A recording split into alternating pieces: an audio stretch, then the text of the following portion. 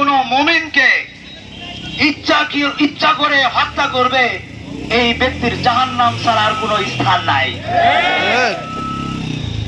আপনারা জেনেছেন যে টঙ্গী ইজতেমার মাঠে তাহাজ্জুদ পড়নেওয়ালা ঘুমন্ত অবস্থার 4 জন মুসল্লিকে হত্যা করেছে। কারা হত্যা করেছে? পৃথিবীর মধ্যে এমন কোন বাতিল আসে নাই যে বাতিল 800 কোটি মানুষের মধ্যে ঝগড়া লাগাই দেয়। এই বাতিল মুসলমান নামধারীর এবং সবচেয়ে মুসলমানদের যেই সবচেয়ে ইউনিফর্মের আছে, সবচেয়ে গুরুত্বপূর্ণ পাগড়ি, দাড়ি, টুপি, এগুলো নিয়ে পৃথিবীর সবচেয়ে সন্ত্রাসী রূপে এই মাঠে নেমেছে।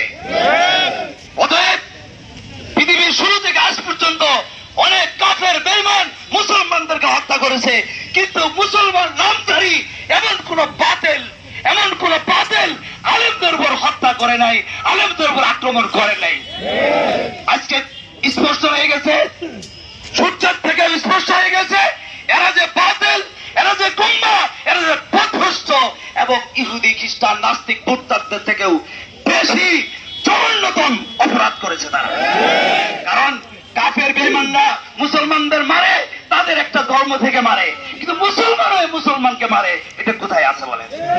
এজন্য আমরা তো আর বিভিন্ন জায়গায় যাইতে পারবো না, কিন্তু ফুরুঙ্গামারি এলাকায় তো আমরা পারবো। কি বলে?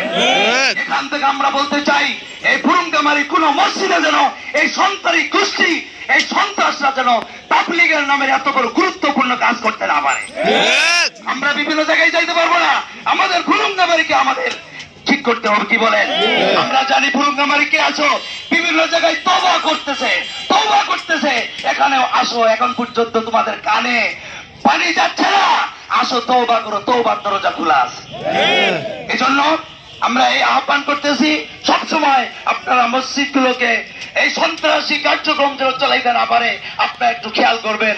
মসজিদ আল্লাহর ঘর, আল্লাহর কাজ চলবে। যারা প্রকাশ্য সন্ত্রাসী করে তাদের কোনো কাজ করতে দেওয়া যাবে না।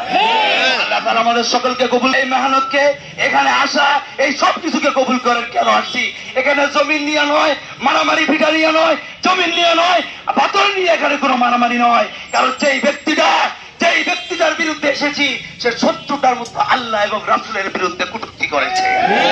একটা কটূক্তি করলেও বাংলার জমিনে তাকে আমরা ছাইড়ে দেই না, যেখানে 70টার মতো আল্লাহ এবং রাসূলকে নিয়ে, কুরআন এবং হাদিসকে নিয়ে কটূক্তি করেছে, আর তার ব্যাপারে আমরা মাঠে নামবো না, এটা হতেই পারে না। এজন্য আজকে আমরা দোয়ার মাধ্যমে সমাপ্তি ঘোষণা করতেছি। সকলের এই মেহনতকে যেন আল্লাহ কবুল করেন। দুরূদ শরীফ।